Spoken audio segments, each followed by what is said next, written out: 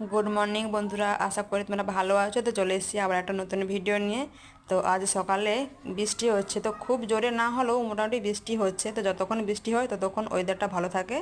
তো আবার যখন রৌদ্র বাড়ায় তো আবার গরম লাগে। তো যাই হোক, এখন ঘড়িতে বাজে 9:20 মতো। তো মেয়ে মেয়ে স্কুলে যাবে, তো তাই জন্য ভাত বসিয়ে দিয়েছি। তো ভাবছি মাছের ঝাল করব। তো ফ্রিজে নদীর মাছ ছিল, তো সেটা ঝাল বানাচ্ছি। ওকে মাছের ঝাল আর ভাত খাইয়ে স্কুলে পাঠিয়ে দেব। তো তারপরে যা রান্না হয় হবে। তো দেখতে পাচ্ছেন কতটা আমি লঙ্কা দিয়েছি। তো মেয়ে ঝালটা খায়, কোনো অসুবিধা হয়নি ওর। কারণ ওকে ছোটোবেলা থেকে কোনো আঝালা রান্না করে আমি খাওয়াইনি। আমরা যেটা খেতাম সেটা ওকেও খাওয়াই।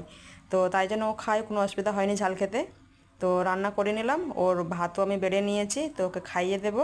তো তারপরে আমি ওকে স্কুলে পাঠিয়ে দেবো। তো যদি ভিডিওটা ভালো লাগে অবশ্যই লাইক করে দিও।